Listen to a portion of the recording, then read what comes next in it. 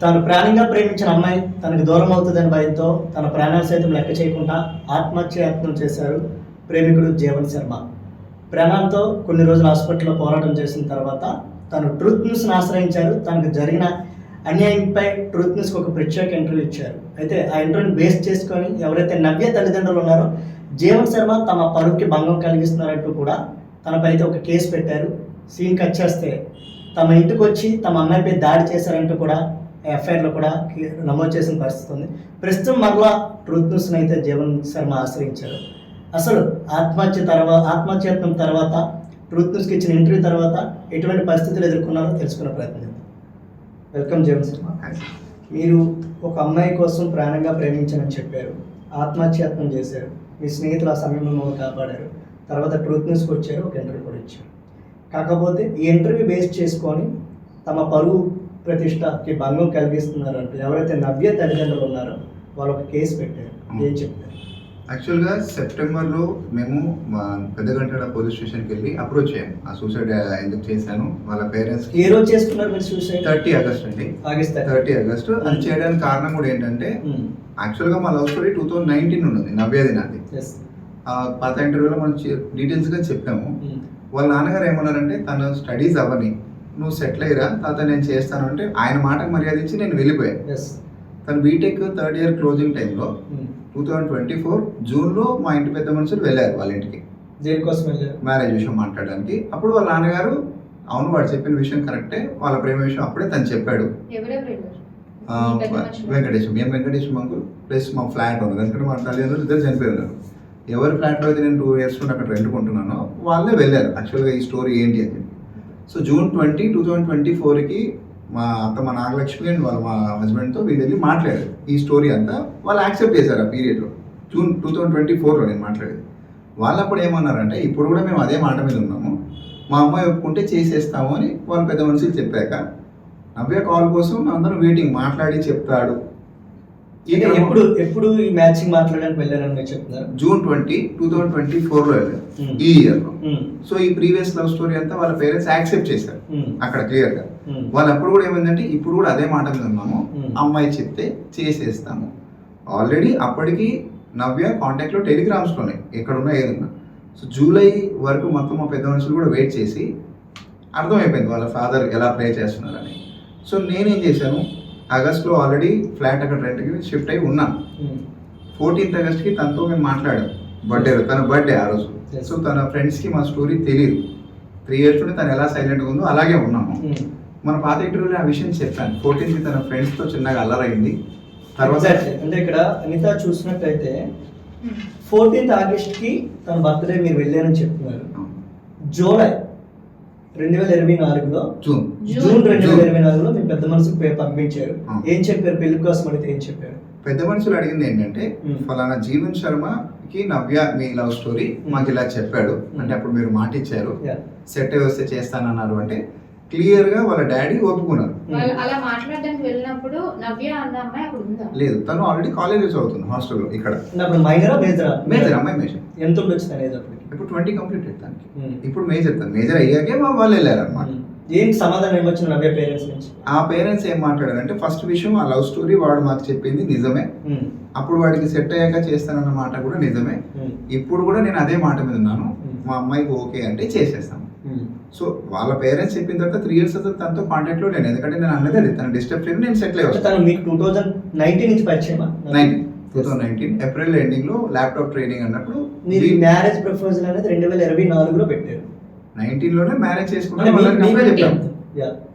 2019 లోనే వాళ్ళ father చెప్పేసామండి call మాట్లాడతాను.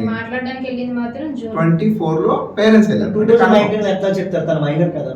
వాళ్ళ ఫాదర్ కి నేనేమన్నా మా లవ్ స్టోరీ ఇలా ఉంది, నేను టైం పాస్ పర్సన్ అయితే కాదు, నేను పెళ్లి చేసుకుంటాను, నువ్వు ఎలా అంటే అలా ఉంటాను అంటే అప్పుడైనా అది యాక్సెప్ట్ చేసే తనని చదవని నువ్వు సెటిల్ అవ్వు, తన చదువు పూర్తయ్యాకే చేస్తానన్నాడు కాబట్టి పేరెంట్స్కి చెప్పేశాం. తర్వాత నేను ఇంకా వాళ్ళ డిస్టర్బ్ చేయలేదు, వాళ్ళ డాడీతో టచ్లో ఉండేవాడిని. సో మళ్ళీ మా ఇద్దరు అసలు డిస్టర్బెన్సే ఉండకుండా 3 years మేము గ్యాప్ ఇచ్చేసాం. తను చదువుతుంది, నేను సెటిల్ అయ్యి వచ్చాను. అంటే 14th మీరు అమ్మాయిని కలవడానికి వెళ్ళానని చెప్పారు, కానీ తను ఒక పోలీస్ కంప్లైంట్ ఇచ్చింది రీసెంట్గా September 21. అంటే మీ ఆత్మహత్యాత్మక తర్వాత తర్వాత. మీరు ట్రూత్ న్యూస్కి ఇంటర్వ్యూ ఇచ్చిన తర్వాత అంటే విత్ ఇన్ ఒక 3 వారాల గ్యాప్ ఇదంతా జరిగింది. ఆగస్ట్ 30 మీరు ఆత్మహత్యాత్మకం చేసుకున్నారు. అవును. సెప్టెంబర్ మొదటి వారంలో ట్రూత్ న్యూస్కి ఇంటర్వ్యూ ఇచ్చారు. తర్వాత సెప్టెంబర్ 21 అవును. తన పోలీసులకి ఒక కంప్లైంట్ అయితే ఇచ్చింది. అందులో తను చాలా క్లియర్గా మెన్షన్ చేసింది. Dated on 14th August 2024, he came to college and stalked me wherever I go. So my friends noticed and make a call to 100 and we made a petition on him at Warangal police station. On day till August 31st, I got my SEM exams. అంటే police స్టేషన్లో complaint ఇచ్చానని చెప్తున్నారు కదా, అక్కడ మీపై police station నుంచి మీకు phone call రావడం జరిగిందా సార్? ఈ పాయింట్ ప్రీవియస్ ఇంటర్వ్యూలో మనం క్లియర్ గా మెన్షన్ చేసాం. యాక్చువల్ గా 14th August తన 20th బర్త్డే. తన ఫ్రెండ్స్ కి ఎవరికి మా లవ్ స్టోరీ తెలియదు. అంటే 3 years తను అక్కడ ఉన్నప్పుడు సైలెంట్ గానే ఉంది. 11th August ఫస్ట్ టైం నేను తను కాల్ చేసి ఏడ్చిన తర్వాతే అక్కడికి వెళ్ళి తన ఫ్లాట్ చూసి పెట్టింది. తన ఫ్రెండ్స్ అక్కడ ఫ్లాట్ ఇప్పించారు. సో ఫ్రమ్ 11th August నేను ఫ్లాట్ తీసుకుని అక్కడే ఉంటున్నా. 14th August తను తన బర్త్డే సెలబ్రేట్ చేసి విజయవాడ వెళ్ళిపోవాలి. ఈ పాయింట్ మనం పాత ఇంటర్వ్యూలో చెప్పాం. 15, 16, 17, 18 విజయవాడలోనే ఉంది. 19th నుండి 31st వరకు తనకి sem. Coming to the 14th point complaint, 14th August కి తన ఫ్రెండ్స్ అక్కడ మా స్నాప్ తీసి అక్కడ గ్రూప్ లో వేస్తే ఆ గ్రూప్ విషయంలో అల్లరి స్టార్ట్. యాక్చువల్గా 14th కి వాళ్ళు ఇచ్చిన కంప్లైంట్ కాపీ తీసుకొచ్చాను నేను ఆల్రెడీ. ఈ ఎఫ్ఐఆర్ లో తన 14th కి కంప్లైంట్ పెట్టామో అని మెన్షన్ చేసింది. ఈ 14th కాపీ మొత్తంలో ఎక్కడ కూడా జీవన్ శర్మ అని కానీ నేను అని కానీ తనని ఇబ్బంది పెట్టానన్న పాయింట్ తను ఎక్కడ రాయకుండా నేను ఫలానా, ఇది వరంగల్ పోలీస్ స్టేషన్ లో ఇచ్చిన స్టేట్మెంట్. ఇది కూడా తన అదే రోజు ఫోటో ఒకటి ఇచ్చింది. తను ఈ స్టోరీ మొత్తం అక్కడ ఏం రాసిందంటే, నేను ఫలానా నవ్య బొలికుంట వాగ్దేవిలో ఇంజనీరింగ్ చదువుకుంటున్నాను. ఇవాళ నా బర్త్డే పార్టీలో మేము సెలబ్రేట్ చేసుకుంటున్న క్రమంలో కొంతమంది వి సస్పెక్టెడ్ ఫ్యూ పీపుల్, కానీ ఇక్కడేమో నేను 2019 నుండి పరిచయము, నా పేరు ఊరు తనకి అన్నీ తెలుసు, లవ్ ఇదంతా మాట్లాడింది. కానీ ఇక్కడ మాత్రము నేను కాదు, నా పేరు కాదు, ఎవరో సమ్ ఫ్యూ పీపుల్ అనేది, అంటే నేను కాదు. తర్వాత నేను నా ఫ్రెండ్స్ సస్పెక్ట్ చేశాము, సో 100కి డైల్ చేశామని మాట్లాడుతున్నారు. మీ పేరు ఎక్కడ మెన్షన్ చేయలేదు. ఫస్ట్ 14th August కి పెట్టడం కూడా ఏంటంటే వాళ్ళ మమ్మీ ఆల్రెడీ కాల్లో మాట్లాడుతుంది. ఎందుకంటే తిని 4 o'clock కి ట్రైన్ ఎక్కాలి. వీళ్ళ ఫ్రెండ్స్ నాతో గొడవ పెట్టుకున్నప్పుడు అక్కడ ఇష్యూలు అందరూ ఆపేసాం మేము. అంటే ఇక్కడ మీరు చెప్తుంది ఏంటంటే 2019 నుంచి నవ్య మీ పరిచయం, 4 years గ్యాప్ ఇచ్చిన తర్వాత జూన్లో మీ పెద్ద మనుషులు వాళ్ళ ఇంటికి పంపించారు. ఆగస్ట్ 14ని 2024లో తన బర్త్డే కావడం వల్ల మీరు అక్కడికి వెళ్ళడం తనేం చెప్తుందంటే అరెస్ట్ చేశారని పోలీస్ స్టేషన్ కంప్లైంట్ పెట్టారు. నేను అదే హెరాస్మెంట్ అని ఇక్కడ మాట్లాడుతుంది. ఇక్కడ ఎక్కడ కూడా ఎవరో ఫ్యూ పీపుల్ అని మాట్లాడింది, కానీ వాళ్ళ దగ్గరికి వెళ్ళామనో వాళ్ళని ఇబ్బంది పెట్టడం ఏమీ మాట్లాడలేదు. ఇక్కడ రియాక్ట్ అవ్వలేదండి. ఇది 14th రోజు అక్కడ పెట్టగానే మా హైకోర్టు వారితో కాల్ చేయించాము. అక్కడ సిఏ గారు శంకర్ సార్ మమ్మల్ని పట్టుకున్నారు. ఇక్కడ ఏంటంటే అక్కడ వాళ్ళ ఫ్రెండ్స్ ఎప్పుడైతే ఫోటో తీసామో ఇప్పుడు ఇక్కడ ఏంటంటే నవ్య నేను కలిసే తెలుగుగా చాలా ప్లాన్ చేసింది. ఎందుకంటే ఎక్కడ కూడా ఇతర పేరైతే మెన్షన్ చేయలేదు. ఈ ఫోటో కూడా ఇది అఫీషియల్ గా నాకు పేస్ట్ ఉంది కాదు. ఆ రోజు కంప్లైంట్ పెట్టి తను వచ్చాక తనే టెలిగ్రామ్ లో షేర్ చేసేది ఈ విషయాలన్నీ. ఈ కంప్లైంట్ పెట్టింది టెలిగ్రామ్ పెట్టేసింది, ఇది ఫోటో షేర్ చేసింది తను. ఇప్పుడు నేను ఇక్కడ మాట్లాడుతున్న ప్రతి ఒక్కటి లోకాయుక్తలో already with evidence statement submit చేశాను. అంటే ఈ 14 నెల జరిగింది. ఇందులో ఇంపార్టెంట్ ఈ 14 పాయింట్లు అండి. Me and my friends suspected, అంటే తన సస్పెక్ట్ కాదు, ఫ్రెండ్స్ ఇక్కడ 3 రాశారు కంప్లైంట్. అండ్ వాళ్ళు అడుగుతుందంటే kindly give them a warning అంట. It shouldn't be repeated. ఎక్కడ కూడా దగ్గర వాళ్ళు ఆ రోజు బర్త్డే ఉన్నారు. వీళ్ళు ఎవరికి మా లవ్ స్టోరీ తెలియదు. అసలు ఆ రోజు ఇష్యూ అవడానికి కారణం కూడా ఏంటంటే తిను బర్త్డే పార్టీ చేసుకుని ట్రైన్లో వెళ్ళిపోవాలి. లేట్ అయింది. ఆ లేట్ అవడానికి కారణం వీళ్ళ ఫ్రెండ్స్ మా ఫోటోలు కొట్టడం వల్ల రైల్వే స్టేషన్ దగ్గర అది కూడా గొడవ మా ఫ్రెండ్స్ కి వాళ్ళ ఫ్రెండ్స్ కి మొదలైంది. మాకు సంబంధం లేదు. నేను నా ఫ్రెండ్ ఒక్కడే, అది కూడా కార్ డ్రైవర్ అక్కడ. సో వాళ్ళది గొడవ స్టార్ట్ అవడం వల్ల తను స్టక్ అయింది. వీళ్ళ మమ్మీ తినకి కాల్ చేసేసరికి నా వాయిస్ వినబడుతుంది.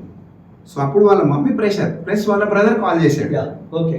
సో ఇది ట్రాప్ చేయడానికి, ఆ ట్రాక్ డైవర్ట్ చేయడానికి వీళ్ళ ఫ్రెండ్స్ ఏం చేశారు, మేము అన్నాం మీరు మా ఫోటో గ్రూప్ లో వేశారు, మా దగ్గర ఉంది, స్టేషన్ కి వెళ్దామని మేము. సో ఆ ఫోటో వల్లనే మీరు ఉన్నారు అని పోలీసులకి తెలిసింది. ఇక్కడ నా పేరు రాయలేదు నవ్య. వాళ్ళ ఫ్రెండ్స్ ఏం చేశారంటే మేము ఇరుక్కుపోయాము. ఎందుకంటే బొల్లికుంట నుండి వరంగల్ 11 kilometers అండి. నేను ట్రావెల్ చేయడానికి వచ్చి అంటే వాళ్ళందరికీ కాల్ చేశాక ఎవరైనా పోలీసులు రావడం జరిగిందా? యాక్చువల్గా 100 డైల్ అనేది ఎవరు చేయలేదు. ఈ గొడవ అంతా ఏంటంటే తన బర్త్డే గిఫ్ట్ వాళ్ళు డ్రెస్ కొన్నారు వాళ్ళ ఫ్రెండ్స్ అందరూ. తను ట్రైన్కి రావాలి, నేను టికెట్ పర్చేస్ చేసుకున్నాం, మేము వెయిట్ చేస్తున్నాం. తిన ఫ్రెండ్సే ఒక ఫోటో మా బండిది కొట్టడం వల్ల ఈ డిస్ప్యూట్ మొదలైంది. ఆ డిస్ప్యూట్ మొత్తంలో నేను అరిచి వీళ్ళని లాక్ చేశాను. ఎందుకంటే మీరు మా ఫోటో కొడితే గొడవైంది తప్ప మాకు సంబంధం లేదు. కానిస్టేబుల్ గారు వచ్చారు. కానిస్టేబుల్ గారు వచ్చి అసలు మీరు ఇక్కడ ఏం చేస్తున్నారంటే నేను టికెట్ షో చేశాను అని ట్రావెలింగ్. మా డ్రైవర్ వెళ్ళిపోతున్నా అన్నాడు. వీళ్ళ ఫ్రెండ్స్ ఏమో అడిగారు, మీరందరూ ఇక్కడ ఏం చేస్తారంటే తిన బర్త్డే సార్ అంటే బర్త్డే పార్టీ అయిపోయింది, డ్రాప్కి వచ్చామని వాళ్ళు. అక్కడ వాళ్ళు లాక్ ఏంటంటే మీరు సెండ్ ఆఫ్కి ఎందుకు వచ్చారనగానే వీళ్ళందరూ డిస్కస్ చేసి నవ్యతోనే ఈ పిటిషన్, ఎందుకంటే వాళ్ళ మమ్మీ కూడా బాగా మాట్లాడుతుంది. ఇప్పుడు నవ్య ఏం చేసింది అక్కడ నా పేరు మెన్షన్ చేయలేదు. సరే, అంటే జీవన్ గారు ఫస్ట్ తను August 14 కంప్లైంట్ ఇచ్చాక కూడా అక్కడ అంటే ఎఫ్ఐఆర్ అయితే ఫైల్ అవ్వలేదు. మీ పోలీస్ స్టేషన్ ఎటువంటి కాల్ కూడా రాలేదు. వదిలేద్దాం. మీ పేరు కూడా లేదు. ఈ కంప్లైంట్ గురించి పెద్దగా డిస్కస్ చేయవలసిన అవసరం లేదు. దీనివల్ల ఎవరికి కూడా ప్రాబ్లం లేదు. Leave it. తర్వాత చూస్తే మీపై ఎఫ్ఐఆర్ కూడా ఫైల్ అయింది. ఎఫ్ఐఆర్ నెంబర్ కూడా మీపై ఫైల్ చేయడం జరిగింది 161. ఇది రామగుండం పిఎస్లో ఫైల్ అయింది. ఇందులో వాళ్ళు మెన్షన్ చేస్తున్న ప్రధానంగా ఏంటంటే ఎఫ్ఐఆర్ ఎప్పుడు ఫైల్ అయింది? 21/9/2024 సెప్టెంబర్ ఫైల్ అయింది. మీరు ట్రూత్ న్యూస్ ఇంటర్వ్యూ ఎప్పుడు ఇచ్చారు? సెప్టెంబర్ 1st వీక్లో ఇచ్చారు. ఓకే, ఇచ్చిన తర్వాత మీకు ఆత్మహత్యాయత్నం చేశారు, August 13 చేశారు. చేశాక ఇక్కడ లోకల్ పిఎస్ నేను కంప్లైంట్ ఇచ్చారు వాళ్ళ ఫ్యామిలీ. మనం ఇంటర్వ్యూ అయిపోయిన తర్వాత మేము న్యూపోర్ట్ పోలీస్ స్టేషన్కి ఇచ్చేసాం కంప్లైంట్. ఓకే, అక్కడ నేను క్లియర్గా మెన్షన్ చేశాను స్టోరీ ఏంటి, ఎలా పరిచయం అయింది, పెద్ద మనుషులు జూన్లో వెళ్ళారు, ఇబ్బంది పెట్టిన తర్వాత 26న ఈ ఎఫ్ఐఆర్లో అమ్మాయి షేక్ ఆసిఫ్ అంటే వాళ్ళ వర్కర్ దగ్గర మాట్లాడడానికి ఒక పాయింట్ మెన్షన్ చేసింది. వీళ్ళు ఇది హైడ్ చేశారు. 26th నేను సూసైడ్ అటెంప్ట్ చేయడానికి మేజర్ రీజన్ ఏంటి? June 20లో వీళ్ళు మాట ఇచ్చారు, అమ్మాయి ఒప్పుకుంటే చేస్తాను. నేను సెప్టెంబర్లో తను చెప్పిన తర్వాత ఇక్కడికి వచ్చేసాను. మన ఆగస్టులోనే ఇక్కడ ప్రాజెక్ట్ మీదకి వచ్చేసాను 23కి. 26కి నాకు తెలిసిన విషయం ఏంటి, తనకి వాళ్ళ పేరెంట్స్ September 1st వీక్న ఎంగేజ్మెంట్ చేస్తున్నారు. ఎందుకంటే తన సెమ్ రన్ అవుతుంది 3-2. సో నేను వచ్చి మాట్లాడతాను అని 26 ఆగస్టు ఆసిఫ్కి కాల్ చేశాను. అది రికార్డింగ్ అంతా సబ్మిట్ చేసాం. అందులో ఆసిఫ్ క్లియర్గా ఏం చెప్తున్నాడు, వాళ్ళ పేరెంట్స్ నీతో మాట్లాడరు, నువ్వేం చేస్తావో చేసుకో అని అన్న తర్వాత నా దగ్గర దారి లేక రైట్ ఈ పాయింట్ మేము ఇక్కడ పిటిషన్ ఇచ్చాము. మీరు కంప్లైంట్ పెట్టిన తర్వాత ఇక్కడ ఎఫ్ఐఆర్ ఫైల్ అయిన వరకు లేదు. ఆ రోజు సిఏ గారు ఏం చేశారంటే మేము పిలుస్తాం అంటే ఎందుకంటే ప్రాపర్గా వాళ్ళు పిలిచాక వీళ్ళు గో ఫర్ ఎఫ్ఐఆర్ అన్నారు. సో ఇన్ బిట్వీన్ పెద్ద మనుషులు ఎవరైతే ఆ రోజు పెళ్లి సంబంధానికి వెళ్ళారో వాళ్ళు వచ్చేసారు. వాళ్ళు రిటర్న్ స్టేట్మెంట్ ఇచ్చారు. ఇది ఇన్వాల్వ్ అయి ఉంది మ్యారేజ్ విషయంకి. ఎవరైతే పెద్ద మనుషులు వెళ్ళారో వాళ్ళు కూడా ఇక్కడ కేసులో ఇన్వాల్వ్ అయి ఉంది. అదంతా అఫీషియల్ స్టాంప్ లో తీసుకొచ్చాను. అది నవ్య లవ్ స్టోరీ, నా లవ్ స్టోరీ. వాళ్ళ పేరెంట్స్ కి వాళ్ళు మాట్లాడింది, వాళ్ళ నాన్నగారు ఏం ఆన్సర్ చేశారు, ఆత్మహత్య ప్రయత్నం జరిగే వచ్చారు, ఇది ఇక్కడ ఇన్వాల్వ్ అయింది. ఈ కేసు వీళ్ళు ఫేస్ చేయడానికి అసలు రాలేదు. వాళ్ళు ఆ సమయంలో మన ఇంటర్వ్యూలో కూడా అడిగితే వరదలు ఏదో ఉన్నాయి, వరదలు ఉన్నాయి అన్నారు. ఈ ఇంటర్వ్యూ వైరల్ అయిన తర్వాత మీపై అయితే మళ్ళీ ఒక కేసు పెట్టింది, మళ్ళీ కేసు పెట్టింది, ఎఫ్ఐఆర్ కూడా ఫైల్ అయింది, పెట్టించారు నవ్య. అసలు వదలద్దు అంటే సెక్షన్స్ కూడా 78, 353(1) BNS, 67 ITA యాక్ట్ అంటే మీరు సోషల్ మీడియా ద్వారా అరెస్ట్ చేశారని కూడా ఒక సెక్షన్ అయితే కేసు ఫైల్ చేయడం జరిగింది. తను ప్రధానంగా చెప్తుంది ఏంటంటే కంప్లైంట్స్లో, in the year of 2019 my father brought a second hand laptop of a person name Jeevan Sharma. మా నాన్నగారు ఒక ల్యాప్టాప్ కొన్నారు జీవన్ శర్మ దగ్గర నుంచి. So Jeevan Sharma helped me with conducting some basic classes at my home. అంటే మా ఇంటి దగ్గర ఆ ల్యాప్టాప్లో కొన్ని బేసిక్ క్లాసెస్ చెప్పడం జరిగింది. After few days I went to Vijayawada to join my intermediate. అంటే విజయవాడ వెళ్ళిపోయింది ఇంటర్మీడియట్. అంటే ఇదంతా కూడా 10th అయ్యాక జరిగింది ఇద్దరి మధ్య. Okay, so in Vijayawada I use to stay in my grandmother's house. నేను మా అమ్మమ్మ ఇంటి దగ్గర ఉన్నాను. From there is I use to go to college, my father use to come to visit. అంటే నేను ఫ్యామిలీకి దూరంగా ఉంటే మా ఫాదర్ రావడం, వచ్చాక తన హాస్పిటల్ పని మీద రావడం జరిగింది. ఆ రోజు at that time one fine day my father got a call from Jeevan Sharma, so I lifted up his call and spoke with him. On that day onwards we used to talk in calls. అంటే వాళ్ళ father కి ఆ రోజు call చేశారా లేదా? ఇప్పుడు as per తన statement కి పాత ఇంటర్వ్యూలో మేము క్లియర్ గా ఏం చెప్పామంటే తను అక్కడికి వెళ్ళిపోయాక తన పిన్ని గారి ఫోన్ తో మాట్లాడేది, తను నాకు కాల్ చేసి. అంటే నేను అడుగుతుంది ఏంటంటే ఇద్దరి మధ్య కన్వర్షన్ ఉందా లేదా? Conversation was fact. అంటే ఇక్కడ తను చెప్తుంది ఏంటంటే వాళ్ళ ఫాదర్ వచ్చిన రోజే కాల్ చేయలేదా? ఇక్కడ ఉన్నప్పుడే తన కాల్ చేసేది. I use to talk and received calls, ఎందుకంటే తన దగ్గర పర్సనల్ ఫోన్ లేదు. ఓకే ఓకే, అంటే ఆ రోజు నుంచి మా ఇద్దరి మధ్య కూడా కాల్స్ జరిగాయని చెప్పింది కదా. జరిగాయి మాట్లాడుకునేవారు ఫోన్ లేనప్పుడు. నాకు తన పిన్ని ఫోన్ నుండి చేసేది. ఇక్కడ నేను అడుగుతున్న పాయింట్ కూడా ఏంటంటే నవ్య స్టేట్మెంట్ ప్రకారంగా వాళ్ళ ఫాదర్ కి నేను ఒక రోజు ఫోన్ చేశాను, ఆ రోజు తను ఆన్సర్ చేసిన తర్వాత మేము కంటిన్యూ మాట్లాడుతాను. తను ఏం చెప్తుందంటే ఇక్కడ as he helped me with my laptop with that intention I used to talk with him but one day that person proposal me. అంటే కేవలం ల్యాప్టాప్ లో డౌట్స్ వస్తేనే నేను తను కాల్ చేశాను, కానీ ఒక రోజు తనని ప్రపోజ్ చేసింది కానీ చేశారు అని చెప్తుంది. But I have not accepted neither rejected but continue to talk. అదే పాయింట్ నేను కూడా ఏమంటున్నాను అంటే, నా అలిగేషన్ ఏంటంటే ఇఫ్ దట్స్ అ ఫ్యాక్ట్ అమ్మాయి ఏం చెప్తుందంటే కేవలం ఒక రోజు మా ఫాదర్ రావడం ఫోన్ కాల్ చేయడం జరిగింది, అప్పటి నుంచి మా మధ్య కన్వర్షన్ జరుగుతూ ఉంది అని చెప్తా ఉంది. మరి తన దగ్గర ఫోన్ లేదు, వాళ్ళ ఫాదర్ అక్కడ ఉండేవారు కాదు. కానీ జీవన్ ఏం చెప్తున్నారంటే వాళ్ళ పిన్ని ఫోన్ ద్వారా మా ఇద్దరి మధ్య రోజు కాన్వర్సేషన్ అయ్యింది. ఇక్కడ కూడా మనం ఒక పాయింట్ తీసుకున్నాం. తను కూడా ఇంకొక పాయింట్ అయితే మెన్షన్ చేసింది, తను నాకు ప్రపోజ్ చేశారు, నేను కేవలం ల్యాప్టాప్ లో డౌట్స్ ఉంటేనే మాట్లాడేదాన్ని, కానీ నేను రిజెక్ట్ చేయలేదు, యాక్సెప్ట్ చేయలేదు. ఇక్కడ ఏమంటుందంటే, నేను ఇక్కడ పాయింట్ నేను రేజ్ చేసే పాయింట్, వాళ్ళ ఫాదర్ కి నేను ఒక రోజు ఏదో ఫోన్ చేశాను, తను ఆన్సర్ చేసింది, okay let's make some logic. వాళ్ళ నాన్నగారికి ఏదో విషయంలో చేశాను కావచ్చు, నువ్వు లేపుతావు, ఆ ఒక రోజు అంటే మాట్లాడాలి ఏదో నార్మల్ గా. I use to talk to him regularly అని క్లియర్ గా రాసింది. ఇప్పుడు నేను అంటున్న పాయింట్ ఏంటంటే, మీ నాన్నగారి ఫోన్ రెగ్యులర్ గా నీ దగ్గర ఉన్నప్పుడు నేను చేయాలా? మరి మన ఇద్దరం కంటిన్యూ మాట్లాడాలి. ఫస్ట్ రోజు ఎందుకు మాట్లాడింది? ల్యాప్టాప్ డౌట్స్ అప్పుడు నేర్పాడు కదా, ఆ ఉద్దేశంతో మాట్లాడాను అన్నది. సరే ఫస్ట్ డే ఆ కాల్ అనుకుందామండి. ఇప్పుడు రెగ్యులర్ గా నువ్వు నేను మాట్లాడుకోవాలి అంటే మీ నాన్నగారు అక్కడ ఉన్నప్పుడు అసలు మీ నాన్నగారు తన ఫోన్ నీకు ఎందుకు ఇస్తాడు కంటిన్యూగా? వాళ్ళ పిన్ని ఫోన్ నుంచి కాల్ చేసేది అన్నారు కదా. అవును, ఆ కాన్వర్సేషన్ అంటే రిపీటెడ్ గా ఉండేదా మీకు? రెగ్యులర్ గా తనే కాల్ చేయాలి. ఇంకోటి ఇందులో ఇంకో ఇంపార్టెంట్ పాయింట్ కూడా ఏంటంటే, one fine day I propose her, she neither accepted nor rejected but keep talking. Laptop doubts గురించి కాదు. ఇప్పుడు నేను అడుగుతుంది ఏంటంటే, ఒకవేళ నేను ప్రపోజ్ చేసింటే రిజెక్ట్ యాక్సెప్ట్ చేయకపోతే అసలు మీ నాన్నగారి ఫోన్తో నువ్వు రెగ్యులర్గా నాతో ఎలా మాట్లాడుతావు? నాన్నగారు వాళ్ళే హాస్పిటల్ విజిట్ కదా, అని అక్కడ ఉండేవారు కాదు. దాని తర్వాత కూడా ఏమంటుంది, తర్వాత నాతో మాట్లాడడం కొంచెం తనకి ఇబ్బందిగా అనిపించాక, ఈ పాయింట్ మనం రాసాం, ఎగ్జామ్ చదువుకోవడానికి ఇబ్బంది అవుతుందంటే ఆపేసింది. ఇక్కడ తను ఏమంటుంది, తను నాతో మాట్లాడడం ఆపేసాక నేను వాళ్ళ నాన్నగారి దగ్గరికి వెళ్ళి మేమిద్దరం మాట్లాడుకున్న రికార్డింగ్ ఏదో వాళ్ళ నాన్నగారికి నేను చూపించానట, నేను తనని పెళ్లి చేసుకుంటాను అక్కడ మాట్లాడాను అడిగాడు అని రాసింది. అప్పుడు వాళ్ళ నాన్నగారు ఏమంటున్నారు, మా కూతురు చదివాక తను ఎవరిని చేసుకుంటా అంటుందో వాడిని చేస్తాను అన్నారు అనేది. నేను అడుగుతున్న రెండు పాయింట్ ఏంటంటే, నీకు నాకు ఏది లేకపోతే యాక్చువల్గా ఆ రికార్డింగ్లో అసలు ఏముంటుంది మీ నాన్నగారు ఒప్పుకోవడానికి? అంటే ఒక రికార్డింగ్ ఉండాలి కదా. నేను ప్రపోజ్ చేస్తే నువ్వు యాక్సెప్ట్ చేయలేదు, రిజెక్ట్ చేయలేదు, నువ్వు ప్రపోజ్ చేయవని నేను ప్రపోజ్ చేశాను, ఎవిడెన్స్ వస్తాయి. మీ నాన్నగారు ఆ రికార్డింగ్లో ఏం వింటే ఒప్పుకున్నాడు? యాక్చువల్గా ఏదో ఉండాలి కదా. దట్టు నేనేమన్నాను, పెళ్లి చేసుకుంటాను. తను కూడా పెట్టిన కంప్లైంట్ ఏం చెప్తుందంటే, తను వెళ్ళి మా ఫాదర్కి కలవడం జరిగింది, మీ అమ్మాయి నాతో మాట్లాడుతుందని చెప్పడం జరిగింది. మా ఫాదర్ ఏం చెప్పారంటే, మా అమ్మాయి ఎవరికి ఇష్టమైతే వాళ్ళకే చేస్తానని చెప్పింది. చదువు కంప్లీట్ అని రాసింది. నేను చెప్పిన పాయింట్ అదే.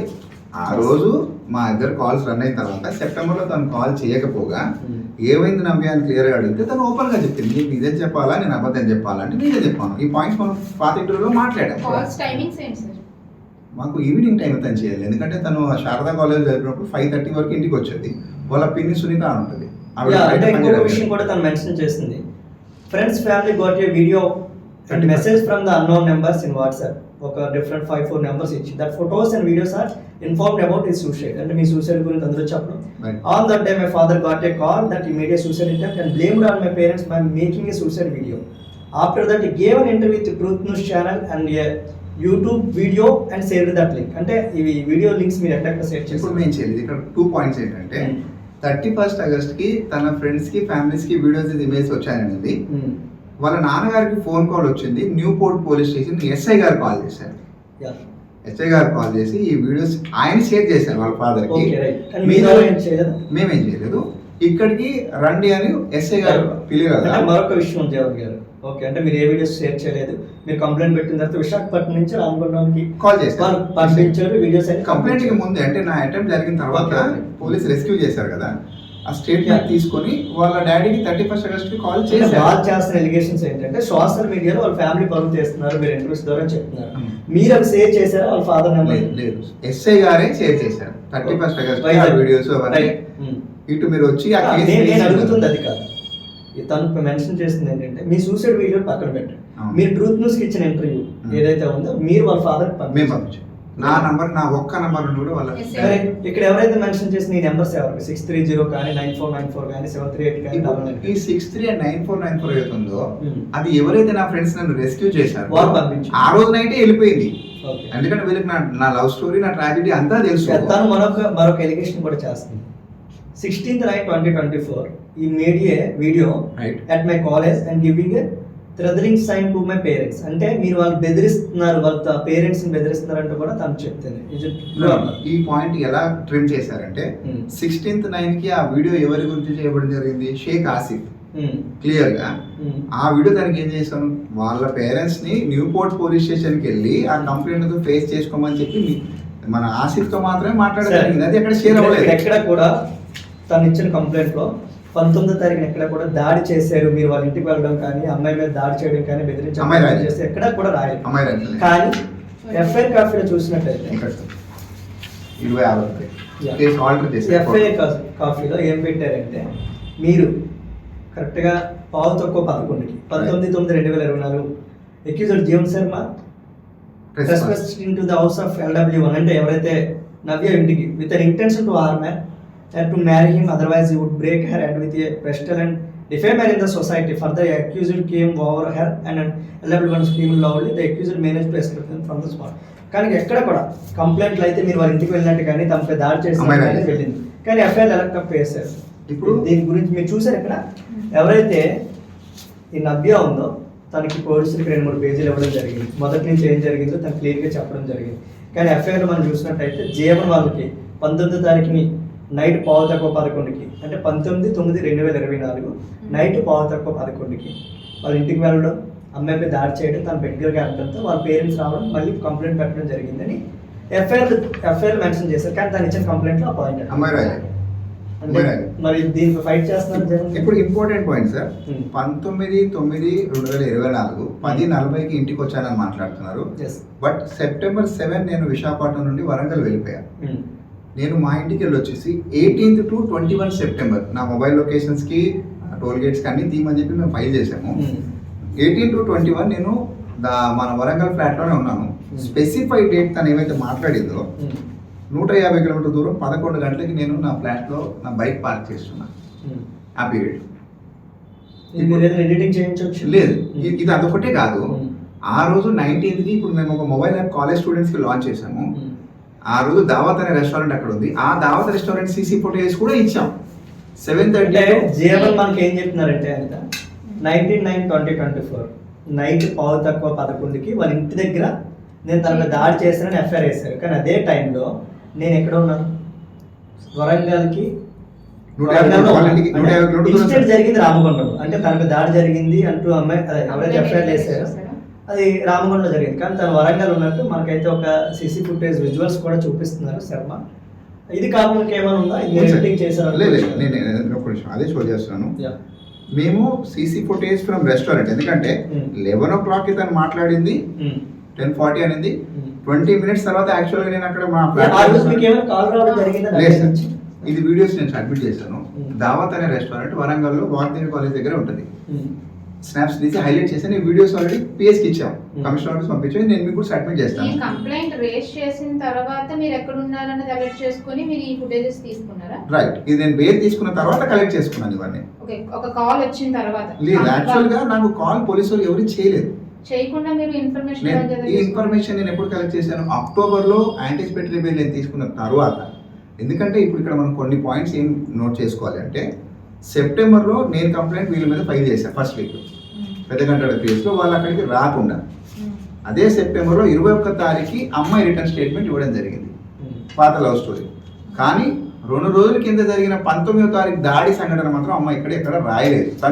బై హ్యాండ్ తను ఇంగ్లీష్లో కంప్లైంట్ ఇచ్చింది, తను ఎక్కడ కూడా రాయలేదు. కానీ ఏదైతే పోలీసులు స్టేట్మెంట్ ఇచ్చిందో అక్కడ క్లియర్గా మెన్షన్ చేస్తుంది అదే రోజు 15. సార్, నేను అడుగుతున్న పాయింట్ కూడా ఏంటంటే, నువ్వు బీటెక్ లో చదువుతున్నావు, 2019 నుండి నీకు 31st August వరకు స్టోరీ అంతా గుర్తుంది. 19th ఒక రోజు 2 రోజుల ముందు నేను ఇంటికి వచ్చి దాడి చేసింది మాత్రం నువ్వు మర్చిపోతావా? ఇంకొక పాయింట్ సార్, ఇది కోర్టులో వీళ్ళు కేసు పోలీస్ వారు ఆల్టర్ కాపీ చేశారు. అంటే 26th వెళ్ళి ఎఫ్ఐఆర్ లో వాళ్ళు ఏం మాట్లాడుతున్నారు, కోర్టులోకి ఆల్టరేషన్ కాపీలో on 21 September we received complaint from Navya. అది 21కి ఎఫ్ఐఆర్ అయిపోయింది సెక్షన్స్ యాడ్ చేసి 26కి ఆల్టరేషన్ కోసం ఈ ఫాల్స్ కేసు పోలీసు వాళ్ళ ద్వారా ఫైల్ చేయించారు. అమ్మాయిని అక్కడ ప్రెషరైజ్ చేసి వాళ్ళ పేరెంట్స్ ద్వారానే కదా. ఎందుకంటే నేను 21 కంప్లైంట్ ఇచ్చిన వెంటనే ఎఫ్ఐఆర్ వేసేసారా? ఎఫ్ఐఆర్ అయిపోయింది సార్. సార్ ఆల్రెడీ ఇన్ఫార్మ్ చేశాక నేను 24th వరకు ఊర్లోనే ఉన్నాను. చాలా ఫాస్ట్ గా ఉన్నారు అయితే పోలీసుల విషయంలో. చాలా ఆల్రెడీ దే ఆర్ ఇంటెన్షన్ గా. నేను అడుగుతున్న పాయింట్ ఏంటంటే 21కి అమ్మాయి మీకు ఎఫ్ఐఆర్ ఇవ్వడానికి రిటర్న్ స్టేట్మెంట్ ఇచ్చినప్పుడు తనకి 2019 నుండి జరిగిన స్టోరీ మొత్తం గుర్తుంటది, కానీ 2 రోజుల కింద నేను ఇంటికి వచ్చింది గుర్తుండదా మేడం? తలకాయ భాగాలు కొడతా అని మాట్లాడారని రాశారు. వాళ్ళ పేరెంట్స్ 100కి డైల్ చేయాలండి, 2 days పడుతుందా? మీరు వెళ్ళి ఎఫ్ఐఆర్ చేయడానికి 100 డైల్ చేస్తే పోలీసు వాళ్ళు వచ్చేస్తారు కదా నైట్కి. వాళ్ళకి ఇల్లు పెద్ద స్ట్రీట్లో ఏముంటుంది, అక్కడ మొత్తం 10 ఇల్లులు ఉంటాయి. వాళ్ళ ఇంటి ఎదురే మంచి మంచి ఇన్సిడెంట్ 19 జరిగితే తను 21 పోలీస్ స్టేషన్ కి వెళ్ళింది. ఆ రోజు మీపై ఎఫ్ఐఆర్ కూడా ఫైల్ అయింది. అయిపోయింది సార్. 21 జరిగిన తర్వాత ఎఫ్ఐఆర్ మీకు ఎప్పుడు అసలు నాకు పోలీసు వాళ్ళు ఫోన్ చేసింది సార్ 25th చేశారు. కానీ 21 నుండి 24 వరకు నేను ఊర్లోనే ఉన్నాను, రామగుండంలో. నా మొబైల్ లొకేషన్స్ సీసీ ఫుటేజ్ తీయమని చెప్పి నేను ఫైల్ చేశాను. ఎందుకంటే 24th కూడా నేను ఊర్లోనే ఉన్నాను, రామగుండంలోనే. 18 to 21 నేను నా ఫ్లాట్లో తర్వాత ఇంటికి వెళ్ళి 21 to 24 నేను రామగుండంలో ఉన్నాను. ఆ పోలీస్ స్టేషన్ ముందటే ఒక కొబ్బరికొండ షాప్ ఉంటుంది, అక్కడే ఉన్నాను. ఆ రోజు కూడా తాగుతున్నాను. 24th మధ్యాహ్నం పోలీస్ అజయ్ కానిస్టేబుల్ మా పెద్ద మనుషుల్లో ఇద్దరు ఎవరైతే ఒక అంకుల్ వెంకటేశ్వర అంకుల్ ఉన్నారో ఆయన కాల్ చేశారు. జీవన్ శర్మ తెలుసా అంటే తెలుసు అండి అన్నారు. ఆయన పెళ్లి సంబంధం మీరు వెళ్ళారా అంటే వెళ్ళాము సార్, రమ్మంటారా పిఎస్ కంటే అవసరం లేదు అన్నారు. కానీ ఈ పిటిషన్ మొత్తంలో అమ్మాయి వాళ్ళ పేరెంట్స్ ఎంత ఈజీగా పోలీస్ వాళ్ళతో మ్యానిపులేట్ చేశారంటే 2019 తర్వాత అమ్మాయికి నాకు సంబంధమే లేదు, సడన్ గా ఎంటర్ అయ్యారని మాట్లాడారు. కానీ జూన్లో మా పెద్ద మనుషులు వెళ్ళి పెళ్లి సంబంధం విషయము, వాళ్ళ పేరెంట్స్ ఒప్పుకున్న విషయం ఇవన్నీ హైడ్ అవుట్ చేసేసారు. దాట్ 24th నాకు ఆల్రెడీ మధ్యాహ్నం ఎవరిపై ఫైట్ చేస్తున్నారు? ఇప్పుడు పోలీసుల మీద ఫైట్ చేస్తారు, పోలీస్ వాళ్ళు నవ్య మీద ఫైట్ చేస్తారు, వాళ్ళ పేరెంట్స్ మీద ఫైట్ చేస్తారు. నేను క్లియర్ గా 2 points ఏంటంటే పోలీస్ డిపార్ట్మెంట్ ఇంటెన్షనల్లీ టార్గెట్ చేసి ఇది ఫైల్ ఎందుకు చేయించిందంటే అంత తెలివి వీళ్ళకి లేదు, వీళ్ళ పేరెంట్స్ కి అయితే లేదు. ఇఫ్ సపోజ్ నవ్య వాళ్ళ పేరెంట్స్ కి నేను ఇబ్బంది పెట్టింది నిజమై ఉంటే అమ్మాయి 19th జరిగిన సంఘటన 21కి ఎందుకు రాయదు? ఈ కంప్లైంట్ పెట్టిన తర్వాత అమ్మాయి స్టేషన్ కి వచ్చి మాట్లాడింది అసలు ఎదురే పడనేయట్లేదు కదా. అమ్మాయి ఒక సైడ్ నేను ఒక సైడ్, నేను ఊర్లో లేనప్పుడు ఇది వెళ్ళేసి ఈ ఎఫ్ఐఆర్ ఫైల్ అయిన తర్వాత నవ్య నుంచి మీకు ఫోన్స్ వచ్చాయి అక్టోబర్లో. అంటే ఇప్పుడు ఇది అయిపోయింది కదా, 25th 24th తను ఇన్ఫార్మ్ చేసేసి నైట్ నేను తీసుకెళ్తారు, డాడీ కాల్ మాట్లాడుతున్నప్పుడు నువ్వు వెళ్ళిపో. సో నేను నా మొబైల్ లొకేషన్స్ తీయించడం ఇంటెన్షనల్ గా. ఎందుకంటే నవ్య ఫోన్ చేస్తుంది, నవ్య నాతో మాట్లాడుతుందని జీవన్ చెప్తున్నారు. ఈ పాయింట్ మెన్షన్ చేశాం సార్.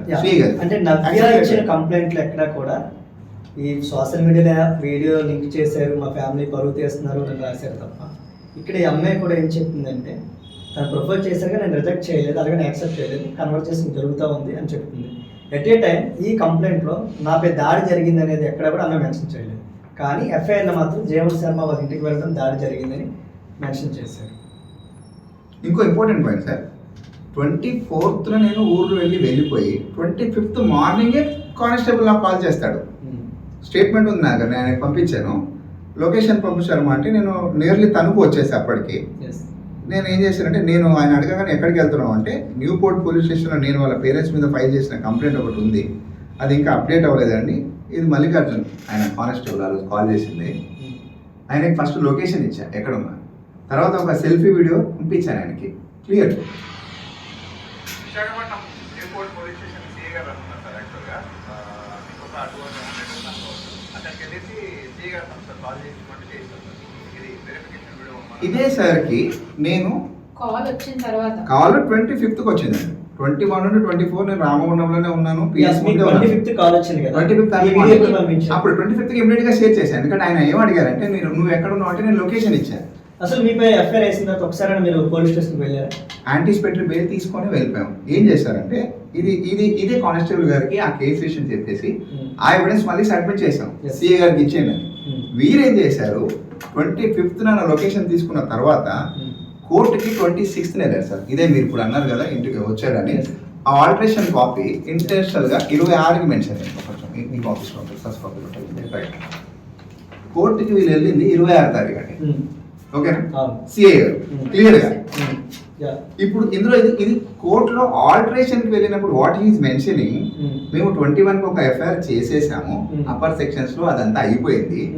నేను తర్వాత మన మహిళా కానిస్టేబుల్ కి శైలజ ఈ మెన్షన్ హిస్ నేమ్, మళ్ళీ అమ్మాయిని స్టేట్మెంట్ తీసుకోమని చెబితే అప్పుడు అమ్మాయి 19వ తారీఖు సంఘటన చెప్పింది అంటుంది, తెలుగులో రాసింది.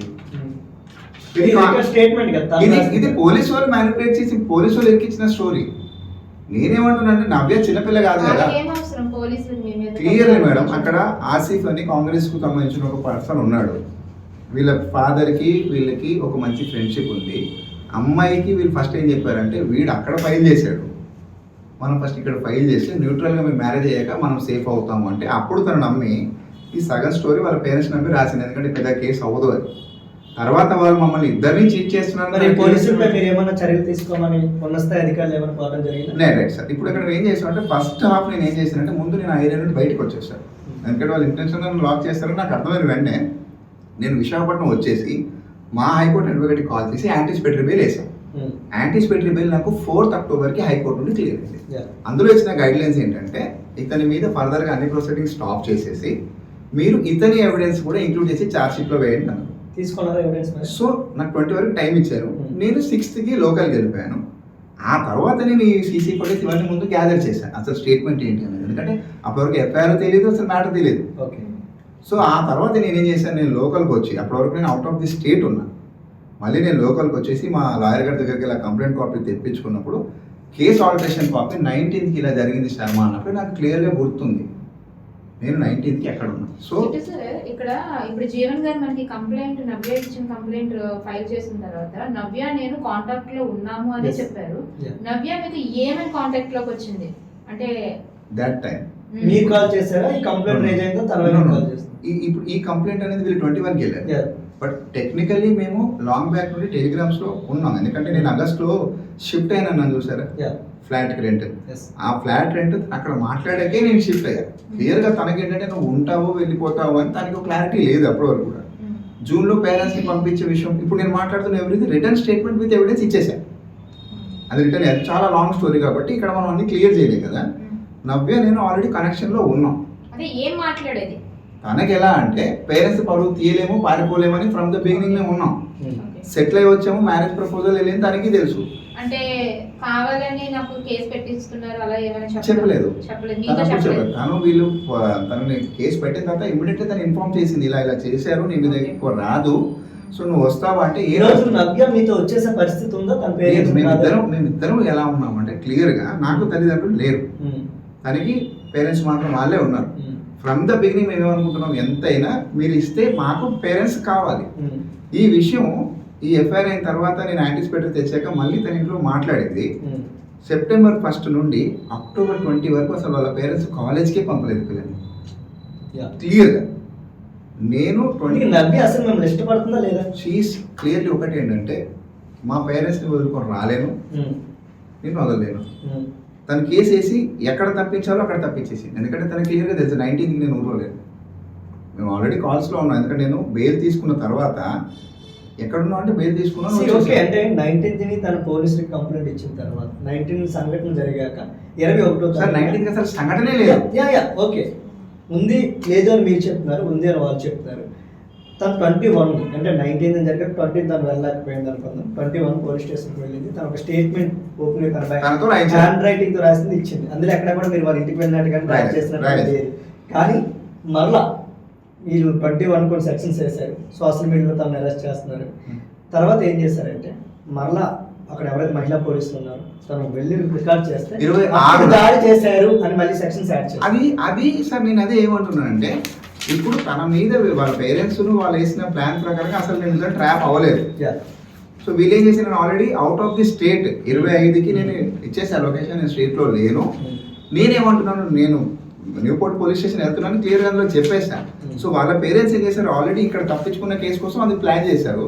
ఇప్పుడు వీడు అక్కడికి వెళ్ళి ఎలా ఫైల్ చేస్తాడో అరెస్ట్ చేయడానికి కాగ్నిజబుల్ అఫెన్స్ గా తీసుకోండి అని వైజాగ్లో మీరు పెట్టిన కేసు మీరు పెట్టిన కేసుని వాళ్ళు ఇబ్బంది పడతారు ఉద్దేశంతో మీకు అక్కడ కేసు పెట్టారంటారు. రైట్, అదే సార్, అదే ఫ్యాక్ట్. ఎందుకంటే నవ్య రిటర్న్ స్టేట్మెంట్ లో 31st August my father received a phone call అని మాట్లాడింది. That call received by sub inspector of Newport police station. He asked him to attend the PS. ఈ complaint అసలు వాళ్ళు ఫేసే చేయకుండా దాచిపెడుతూ ఇలా వచ్చేసారు. సో ఇది ఎప్పుడైతే నాకు తను ఇన్ఫార్మ్ చేసిందో కేసు పెట్టామని నేను ఇమీడియట్ గా వైజాగ్ వచ్చాను. నాదేంటి ఫైనల్ గా, ఎందుకంటే 2-3 సార్లు కేసులు ఫైల్ అవుతున్నాయి, మీరు ఆత్మహత్యత్నం చేస్తున్నారు. 2019 నుంచి స్టోరీ అలా రిపీట్ అవుతూనే ఉంది. ఇప్పుడు తను కూడా మేజర్ అయింది. ఫైనల్గా అసలు మీ ఇంటెన్షన్ ఏంటి? ఎందుకు మీరు మీడియా దగ్గర రావడం కానీ, లేదంటే పోలీసులతో ఫైట్ చేయడం కానీ, అసలు ఏంటి ప్రధానంగా మీ ఇంటెన్షన్ ఏంటి? మీరు ఏం అడుగుతున్నారు అసలు? సార్ నేను అంటే మీరు ఇప్పుడు ఈ పోరాటం నవ్య కోసం చేస్తున్నారా, మిమ్మల్ని కాపాడుకోవడం కోసం లేదు. చేస్తున్నారా? లేదా వాళ్ళ పేరెంట్స్ ఇబ్బంది పెట్టాలి? లేదు సార్, నేను క్లియర్ గా 3 పాయింట్స్ ఏం చెప్తున్నానంటే, youngsters of the future of society అంటారు. సంస్కారంగా మనం ఉండాలి సమాజం అంటారు. నేను ఇవ్వాలా తనకి 1 crore ఫిక్స్ చేసే రేంజ్కి సెటిల్ అయి ఉన్నాను. వాళ్ళ పేరెంట్స్ కి మా ఫ్యామిలీకి పాత రిలేషన్ ఉంది. మా ఇద్దరికి లవ్ ఉంటే నేను వెళ్ళి వాళ్ళ నాన్నగారితో మాట్లాడడం జరిగింది. నేను ఇప్పటికీ తాగను, తినను, చిల్లర వేసాలు ఏమేమి. సభ్య సమాజంలో వాళ్ళ పేరెంట్స్ సభ్యంగా ఉంటున్నట్టు నటిస్తున్నారు. వాళ్ళ నాన్నగారు 2019లో ఇవ్వాలన్నా అయిపోయేది. వాళ్ళు ఇచ్చిన మాటకి నమ్మి నేను నా లైఫా నేను ఎవరికి పెళ్లి చేసుకోకుండా ఆగిపోయాను. తనకేమో వాడిని చేసుకుంటే చచ్చిపోతామని అటు మాట్లాడతారు, ఇటు నా మీద తనతో తప్పుడు కేసులు పెట్టిస్తారు. ఇల్లీగల్ గా ఫస్ట్ వీళ్ళు కేసులు ఫైల్ చేసి మమ్మల్ని నాశనం చేస్తున్నారు. సరే రైట్, మీరు చెప్పింది అమ్మాయి నేను ఎలా ఉన్నామంటే వాళ్ళ పేరెంట్స్ మా పెళ్లి చేయాలి, వాళ్ళు మాకు కావాలి. ఒకవేళ వాళ్ళు ఒప్పుకోకపోతే ఏంటి మీ పరిస్థితి? అసలు తను చేసుకోదు, నేను చేసుకోను, తన పెళ్లి ఎలాగో కేసెస్ ఎవరు కావు. మీరు ఎలా చెప్తున్నారు తను చేసుకోదే? మా ఇద్దరి క్లారిటీ ఎక్కడెక్కడ సేవ్ చేయాలో అక్కడ చేసుకుంటే ఎవిడెన్సెస్ అనే కదా నా తను చెప్పిందా నేను చేసుకొని పెళ్ళి మీకు క్లియర్ గా చెప్పింది. మా కాన్ఫిడెన్స్ లేనిది మా ఒకవేళ వాళ్ళ పేరెంట్స్ ఒప్పుకోలేదు, తనకి పెళ్లి సంబంధాలు చూస్తున్నారు, జరిగించే పరిస్థితి లేదా? జీవనం ఏ విధంగా ఫైట్ చేస్తారు? సార్ లీగల్ గానే వెళ్తున్నాను. ఒకవేళ నేను క్రిమినల్ మైండ్ సెట్ వాడిని అయ్యో ఉంటే ఇప్పటికీ వాళ్ళ పేరెంట్స్ మీద ఏదో అల్లరి చేసేవారు. అంత చేస్తున్నారు కదా మీడియా పరంగా, మీరు అల్లరి చేసినట్టు అల్లరి కాదు సార్. నేనేమంటున్నాను, సమాజంలో రక్షించవడానికి ఉండాల్సిన పోలీస్ వాళ్ళే తప్పుడు కేసులు పెట్టి మమ్మల్ని క్రిమినల్స్ గా చూపెడుతున్నారు. ఇప్పుడు నిజాలు బయటికి తీయాలంటే ఆ అధికారి గారు హైకోర్టులో ఉన్న ఆర్డరే అయినా ఫాలో చేయలేదు. మా లాయర్తో వెళ్ళి సరే these are my evidence I'm here to submit అంటే క్లియర్లీ డినైటెడ్. నేనెందుకు తీసుకుంటాను, నువ్వు కోర్టులో సబ్మిట్ చేయి. ఇప్పుడు టెక్నికల్ గా నేను అనేది నేను అసలు హైకోర్టు ఆదేశాలు కూడా అక్కడ పోలీసులు తీసుకోలేదు. Clearly mention. మరి ఏసీపీని కానీ లేదా సిపిని కానీ కలిసే ప్రయత్నం అక్కడ సార్ ఎలా థ్రెట్ ఉందంటే ఏమైనా చేస్తే నేను చూస్తా. ఎవరు చెప్పారు దాన్ని? టి ప్రవీణ్ సిఐ ఆయన అక్కడ. మీకు డైరెక్ట్ వార్నింగ్ ఇచ్చారా? క్లియర్ గా మా అడ్వకేట్ రాగం శ్రీధర్ గారు ఉంటారు, ఆయనతో ఆయన క్యాబిన్ లో వెళ్ళాం. As per high court guide lines మేము యాంటిసిపేటరీ బెయిల్ డాక్యుమెంట్స్ ఇచ్చేసి ఇది మా ఫైల్ ప్రవీణ్ కుమార్ గారు ఆయన క్లియర్ గా వార్నింగ్. పిఎస్ లో కూడా సీసీ ఫోటేజ్ ఉంటాయి కదా. నేను ఏమంటున్నాను సార్, 18 to 21 నేను ఊర్లో ఉన్నా, నా మొబైల్ లొకేషన్ తీయించి నేను ఊర్లో ఉన్నా. Why did he arrested me? 24th రోజు ఎం వెంకటేష్ అంకుల్కి కానిస్టేబుల్ కాల్ చేశాడు, ఎందుకు నన్ను పిలిపించుకోలేదు, నేను ఊర్లోనే ఉన్నాను కదా. 21కి ఎఫ్ఐఆర్ అయిపోయింది, నేను ఊర్లోనే ఉన్నాను, ఎందుకు నన్ను అరెస్ట్ చేయలేదు? ఓకే, 21కి ఎఫ్ఐఆర్ ఏమైనా ఫైల్ చేశారంటే ఈ స్టోరీ ఈ సోషల్ మీడియాలో మీరు వేధిస్తున్నారనే ఫైల్ చేశారు. ఉందండి. ఓకే, మరలా కూడా సక్సెస్ ఎప్పుడు అప్డేట్ చేశారు? Charge 26కి sir. 26కి ఈ 19th రోజు ట్రెస్ పాస్ చేశాడు అని అది అదే మహిళా కానిస్టేబుల్ హ్యాండ్ రైటింగ్ లో ఉంది. నవ్వే ఎందుకు రాయలేదు? నవ్వే అయ్యా ఎగ్జాక్ట్ చూసారా మీరు? నిజంటే శర్మ చేస్తున్న ఎలిగేషన్స్ తో కూడా 19th వాళ్ళు ఒక కంప్లైంట్ అయితే ఫైల్ పెట్టారు. 19th మా ఇంటికి రావడం, దాడి చేశారనేది ఎఫ్ఐఆర్ ఉంది. ఇక్కడ ఒక క్లియర్ గా చూసినట్టయితే కేవలం నవ్య ఏం చెప్పిందంటే తన 21st పోలీస్ స్టేషన్కి వెళ్ళి తను ఒక కంప్లైంట్ అయితే ఇచ్చింది. తను ఒక ఛానల్కి ఇంటర్వ్యూ ఇచ్చారు, మా ఫ్యామిలీకి పరువుకి భంగం కలుగుతుంది, చర్యలు తీసుకోవడానికి మాత్రమే ఈ కంప్లైంట్లో ఉంది. కానీ దానిపైన ఎఫ్ఐఆర్ కూడా అదే రోజు ఎఫ్ఐఆర్ వేశారు. కానీ మళ్ళీ 26వ తారీఖున ఛార్జ్ షీట్లో కూడా మళ్ళీ సెక్షన్స్ ఏం యాడ్ చేశారంటే తిను 19వ తారీఖుని వాళ్ళ ఇంటికి వెళ్ళినట్టు, నవ్యపై దాడి చేసినట్టు కూడా పోలీసులు అయితే ఎఫ్ఐఆర్ ఫైల్ చేశారు, ఛార్జ్ షీట్ కూడా మెన్షన్ చేశారు. కానీ జీవన్ కూడా మనకు కొన్ని వీడియోస్ చూపించారు, ఎక్కడ కూడా నేను ఆ రోజు లేను, అక్కడ లేదు జిల్లాలో లేదు సార్. యా చూపించారు. నవ్య కూడా ఎక్కడ కూడా జీవన్ తనపై దాడి చేశారని కంప్లైంట్ పెట్టలేదు. కానీ ఎవరైతే రికార్డ్ స్టేట్మెంట్ చేశారో అది 26వ తారీఖుని మళ్ళీ ఛార్జ్ షీట్లో మళ్ళీ యాడ్ చేశారు సక్సెస్.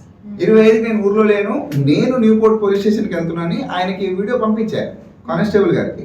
అంటే వాళ్ళకి క్లియర్గా ఏం తెలుసు, తను స్టేట్ దాటేశాడు, తను న్యూపోర్ట్ పోలీస్ స్టేషన్ సిఐ దగ్గరికి వెళ్తున్నాడు.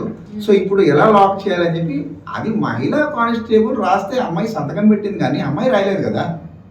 అంటే అమ్మాయి ఏం రాసిందో తెలియకుండానే సంతకం పెట్టిందా? నేను ఏమంటున్నాను మేడం, వీళ్ళ పేరెంట్స్ తనకి ఎలా చెప్పి పెట్టారంటే మీ పెళ్లి చేస్తాము, నీ 4th రింగ్ అవ్వలేదు కదా, అరువంతా పోయింది, ఏదో ఒకటి చేద్దాం నవ్య అంటే వాళ్ళ మమ్మీ మాట నమ్మేసి జస్ట్ స్టోరీ రాశారు. జీవన్ ఓకే, ఈరోజు నవ్య మీడియా ముందుకు వస్తే నవ్యాన్ని మీడియా ముందుకు తీసుకొస్తారు మీరు ఏమడుగుతారు అనుకుంటున్నారు? నేను ఎలా అనుకున్నాను సార్, తను నాకు ఇచ్చిన మాట నమ్మే నేను ఫైట్ చేస్తున్నా. ప్రెసెంట్ నేను ఒకే కాలంలో Right. ఒకటి పోలీస్ డిపార్ట్మెంట్ తో ఫైట్, Hmm. ఫాల్స్ కేసెస్ మీరు పెట్టి Yeah. మా లైఫ్ స్పాయిల్ చేసి మమ్మల్ని క్రిమినల్స్ గా అంటారు. పోలీసులు మేము ఎందుకు నమ్ముతాం సార్? ఇప్పుడు నవ్య మీడియా ముందుకు వచ్చి జీవన్ అనే వ్యక్తిని అంటే నాకు ఇష్టం లేదు, జీవన్ నేను పెళ్లి చేసుకోవాలని తను క్లియర్ గా చెప్తే Right. ఇక్కడ దీన్ని ఆపేస్తారు. ఆపలేదు సార్, ఎందుకంటే తను అంటే తను arrest చేస్తున్నారు. హెరాస్మెంట్. Hmm. తను తనకు లీగల్ ఇష్టం లేకుండా తను పెళ్లి చేసుకుంటారా? లేదు సార్, నేనేమంటున్నాను, ఇప్పుడు నువ్వు మోసం చేసావా లేదా, Hmm. ఎఫ్ఐఆర్ నువ్వు లీగల్ గా రాసావు కదా, కోర్టులో ఈ కేసు కోర్టులో ఓడి చేస్తా కదా, I will send to jail. నా లైఫ్ నువ్వే స్పాయిల్ చేస్తావు. అంటే నవ్య Clear గా పేరెంట్స్ జైలు పంపించే ఉద్దేశం లేదు. 100% సార్, డిఫమేషన్ ఈజీగా ఫైల్ లవ్ అయిపోయింది. చేశారంటారు. నేను లవ్ చేశాను కాబట్టి ఇంత దూరం కొట్లాడినప్పుడు Hmm. నువ్వేమన్నావు, పేరెంట్స్ ని వదులుకోలేము, Hmm. నీ మాట నిన్న అమ్మాయి Hmm. ఉన్నా, నీ పేరెంట్స్ ఎంత దాంట్లో మీరు ప్రేమ కోసం చేయట్లేదని మీ ప్రెస్టీజెస్ కోసం మీ It's పక్కన not only about పెట్టుకోవడం prestige, కోసం. guys, sir. It's not only prestige. If it is the only issue of prestige, Hmm. మీడియాకి రాకుండా నేను డైరెక్ట్ గా లాగేవాడిని వీళ్ళందరినీ. Hmm. నేను మీడియాని ఆశ్రయించడానికి ప్రధాన కారణం ఏంటంటే, మీరు చెప్పారా నవ్యకి? అంటే మీరు చెప్పాను. కాంటాక్ట్ లో ఉన్నారని చెప్పారు కదా, నేను మీడియాకి వెళ్తున్నాను. నో తనకి ఇప్పుడు ఏమన్నా ఎట్ ప్రెసెంట్ ఇవాళ ఏ రోజు ఇంటర్వ్యూ జరుగుతుందో ఈ 6th డిసెంబర్ రోజు తన ఇంట్లో ఉంది. Hmm. ఎక్కడుంది? ఇంట్లో రామగుండంలో ఉంది, Hmm. కాలేజ్లో ఉండనియట్లేదు. ఎలా తెలుసు మీకు రామగుండంలో? నాతో కమ్యూనికేషన్ లో నేను ఇప్పుడు వరకు కూడా నా మొబైల్ ఈ రోజు మీరు ఇంటర్వ్యూ ఇస్తున్నారు కదా. 6th డిసెంబర్ మనం ఇస్తాము. మీరు లాస్ట్ ఎప్పుడు మాట్లాడారు నవ్యతో? నేను మాట్లాడిన తనతో 4 days ago. Hmm. అప్పుడు తను బొల్లికొంత హాస్టల్లో ఉంది. Hmm. అక్కడ ఇంకో విషయం, ఇంకో ఇంపార్టెంట్ పాయింట్ చెప్పడం మీకు మర్చిపోయాను. Yeah. 16th November Hmm. నవ్య ఏ హాస్టల్లో రెంట్కి అయితే ఉంటుందో Hmm. మేమిద్దరం కమ్యూనికేషన్లో ఉన్నాను. వాళ్ళ నాన్నకి ఆల్రెడీ తెలుసు హాస్టల్లో వాళ్ళతో. Yeah. ఆ వీడియో నేను సబ్మిట్ చేస్తాను. Hmm. ఆ హాస్టల్ని మెయింటైన్ చేసేవాడు విజయ్ అని ఒకడు ఉంటాడు అనమాట. Hmm. అక్కడ నవ్య నేను వచ్చానా లేదా అనేది ఎలా అంటే, నా కార్ నేను ఒక చోట బయట పార్క్ చేసేస్తాను. పార్కింగ్ ఇంటికి ఆన్ చేయగానే తనకు అర్థమైపోతుంది. అప్పుడు తను కాల్ చేస్తుంది, అంటే నేను ఆఫీస్ నుండి ఫ్రీ అయ్యాను, యూ కెన్ కాల్ మీ అని తనకి సిగ్నల్ ఇచ్చిన తర్వాత తను నాకు కాల్ చేస్తాను. పర్సనల్ నెంబర్ వాడుతుందా నవ్య? Only Telegram calls. ఎందుకంటే వాళ్ళ డాడీ ఒక 20 minutes-కో 40 minutes-కో ఒక ఫోన్ కాల్ ఏం నడుస్తుంది. సో ఎంగేజ్ రాకుండా ఇది సార్, ఇది చాలా ఇంపార్టెంట్ సార్. విన్నావాళ్ళు 16th నవంబర్ 16 నవంబర్. అవును ఎవరు వీళ్ళకి టార్గెట్ చేస్తున్నారు? అవునా సార్, ఇది ఇదివరండి. ఇందులో ఇది ఆ హాస్టల్ని మెయింటైన్ చేసేవాడు. దీని వచ్చి గ్యాంగ్లో వార్నింగ్లు ఇస్తున్నారు అది ఇది అని తిప్పుతూ మాట్లాడుతూ, ఇతను మా హాస్టల్ అమ్మాయిని ఇబ్బంది పెడుతున్నాడు నేను ఒక మాట్లాడితే, ఎవరు అని నేను అడుగుతున్నాను. నవ్య అని చెప్పాడు. నవ్య వాళ్ళ ఫాదర్కి నువ్వు కాల్ చేయండి, నేను ఎందుకు చేస్తా అంటున్నాడు. ఇప్పుడు కామన్ పాయింట్ ఏంటంటే, మీరు హాస్టల్ మెయింటైన్ చేసేవారు ఓన్లీ, నేను మీ హాస్టల్కి 300 minutes దూరంగా ఒక టీ పాయింట్లో టీ తాగుతున్నాను.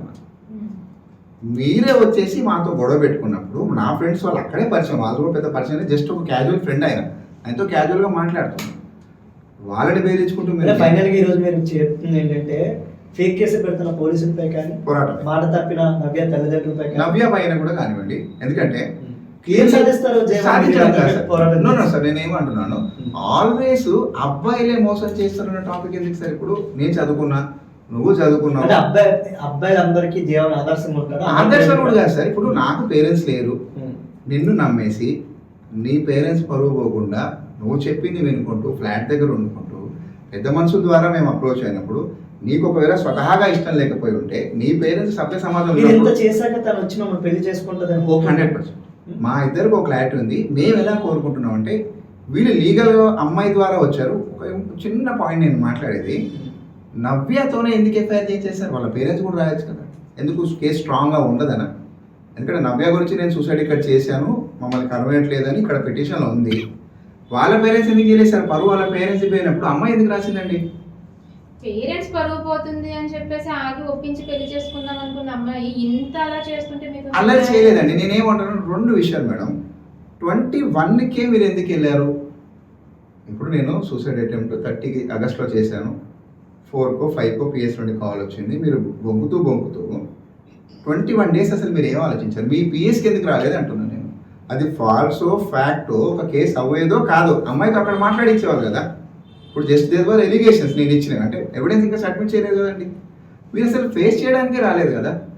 ఇప్పటికీ రాకుండా అక్కడ పెట్టడానికి ఫ్యామిలీ ఒప్పుకొని నవ్య వస్తే పెళ్లి చేసుకుంటారు, ఫ్యామిలీతోనే కావాలి. ఒకవేళ నవ్య ఒప్పుకోకపోయినా వాళ్ళ ఫ్యామిలీ ఒప్పుకోకపోయినా లేదంటే మీరు ఫైల్ 100% ఫైల్ చేయడమే సార్. ఎందుకంటే ఇప్పుడు తను తన పేరెంట్స్ జరుగుతుంది ఇలా ఫైట్ చేస్తూ ఉంటారా? 100% లీగల్ ప్రొసీడింగ్స్. ఎందుకంటే నేను అట్లీస్ట్ చదువుకొని ఉన్నవాడిని కదా. నాకు చట్టం పైన నమ్మకం ఉంది, ఒక వ్యవస్థ ఉంది. ఇప్పుడు మీడియాను ఆశ్రయించింది, అసలు సమాజంలో వీళ్ళు చెప్పుకుంటే నా అంటే గురించి ఈ కేసు చుట్టూ తిరుగుతూ ఉంటారు కానీ జీవన్ కేవలం వేరే వాళ్ళని అసలు కాన్స్పిరసీ. అలా అయ్యేవాడిని అయితే 4 years నేనున్న సాఫ్ట్వేర్ ఇండస్ట్రీలో చాలా మంది అమ్మాయిల ఆప్షన్స్ అప్పుడే వెళ్ళలేదు. ఇప్పుడు ఏం వెళ్తామండి, వెళ్ళే ఉద్దేశమే లేదు. అసలు ఎందుకు మీరు నవ్యాన్ని ఇంత ప్రాణంగా ప్రేమించిన కారణం ఏంటి? అసలు ఏం ఎక్స్పెక్ట్ చేస్తారు నవ్యాన్ని ఇచ్చుకుంటారు? సార్ నేను కట్టు బట్టలతో అమ్మాయిలను తీసుకెళ్ళి వెళ్ళిపోతాను. నేను at right moment 1 crore FD చేసిన తర్వాత పెళ్లి చేయండి అని అప్పుడే మాట్లాడాను. ఎవరి పైన చేస్తారు? అమ్మాయి పేరు మీద చేస్తాం క్లియర్గా. ఎందుకంటే వాళ్ళ నాన్నగారు ఏమన్నారు, నువ్వు సెటిల్ అయ్యి రారా చేసేస్తాం అన్నారు. నాకు పేరెంట్స్ లేరు కాబట్టి నాకు ఏదైనా ఇంటెన్షన్ కూడా అదే అవ్వచ్చు కదా. పేరెంట్స్ లేదు, రేపు అమ్మాయి ఎంత హ్యాపీగా ఉంటుందో ఉండదని ఆలోచించవచ్చు కదా. 2 విషయాలు నేను మాట్లాడతాను. నాకు పేరెంట్స్ లేరు, ఓకే. నీకు ఉన్నారు, నేను ఎలాగో ఇంటికి పోయి ఉంటా. నేను ఎదురుగా రావడానికి రెడీ కదా, నేను ఎట్లాగో మాట్లాడబోతున్నా అయితే ఉన్నాను. 2వ పాయింట్, పేరెంట్స్ ఉన్నారు, రేపు చచ్చిపోతారు కదా, అప్పుడు వెళ్ళిపోతావా? నేను నువ్వు లైఫ్ లాంగ్ కలిసి ఉండడానికి, అసలు నీతో లైఫ్ లాంగ్ ఉంటాడా లేడా అంటే 3 years నీకు దూరంగా ఉండి కూడా నీకోసం ఉన్నా, ఇంకా నేను ఏం వదులుకుంటాను? ఏదైనా ఫైనల్ గా మీరు చెప్పేది ఒకటే, నవ్య వస్తే అమ్మాయిని ప్రాణంగా చూసుకుంటాను, పెళ్లి చేసుకుంటాను, తల్లిదండ్రులతో ఉంటానని చెప్తున్నాను. నవ్య నేను డిసైడ్ అయిన ఒకటి సార్, మేమిద్దరం పారిపోతే పోము. ఏదైనా నవ్య కెమెరా ఉంది అని చెప్పగలదా ధైర్యంగా? తన బయటకు రాగలదా? నేను వెళ్ళి మాట్లాడతాను. మా ప్రయత్నం చేస్తాం, మేము మా ఛానల్ ద్వారా నవ్యతో మాట్లాడే ప్రయత్నం చేస్తాం. తన మీడియా ముందుకు వచ్చి ప్లీజ్ లీవ్ మీ జీవన్ అంటే వదిలేస్తారా? నేను వదిలే పరిస్థితి లేదు. ఎందుకంటే నువ్వు చేసిన వాటిని నమ్మే ఎంత అల్లరికి గురయ్యాను కదా. నేను రాయల్గా యాక్చువల్గా అసలు నాకు ఏది లోటు లేదు. ఇప్పుడు అంటే ఇప్పుడు హ్యాపీగా బతికేవచ్చు. నీకోసం నా ఆఫీస్ విడిచిపెట్టి నేను అక్కడ ఆఫీస్ షిఫ్ట్ చేసి, అంటే ఎటువంటి న్యాయం కోరుకుంటున్నారంటే మీకోసం వాళ్ళకి ఏమైనా మరణి శిక్ష వేయాలని అనుకుంటున్నారు? యాజ్ పర్ లా ఏదైతే అది చేయించడమే సార్. ఏంటి అసలు మీకు కలిసి వచ్చేది ఏంటి? ఇప్పుడు నేనేమన్నాను సార్, అట్లీస్ట్ నా లైఫ్ మీరు ఇలా స్పాయిల్ చేశారు కదా, సమాజంలో ముసుగేసుకున్న మంచోళ్ళు అయితే ఉన్నారు సార్. ఉంటే నిజమైన మంచోడు ఉండాలి, లేదా చెడ్డోడు ఉండాలి. ఇప్పుడు వీళ్ళ పేరెంట్స్ మా పెద్ద మనుషులు డైరెక్ట్గా వాడికి ఇవ్వండి అంటే అయిపోయేది కదా. పెద్ద మనుషులతో ఏమంటున్నారు, ఇస్తానన్నాను, ఇప్పుడు ఇస్తాను, మా అమ్మాయికి ఒప్పుకోమని చెప్పండి. అమ్మాయిని ముందడికి రానియలేదు, అమ్మాయితో ఇవి అసలు తప్పుడు కేసులు. Thank you Jeevan. అంటే జీవన్ చెప్పింది ఫైనల్గా ఒకటే, నవ్య కోసం ఎంత దూరం వెళ్తా, తనపై తప్పుడు కేసులు పెట్టిన పోలీసులపై కూడా తను న్యాయ పోరాటం చేస్తాను, ఖచ్చితంగా నవ్యతోనే నా జీవితం, లేదు అంటే నవ్య తప్పు చేసింది అని రుజువు చేస్తాను, కోర్టు చుట్టూ ఆ కుటుంబాన్ని కూడా తిప్పిస్తాను, నాలా మరొకరికి అన్యాయం జరగకూడదంటూ కూడా జీవన్ చెప్తున్న వస్తుంది.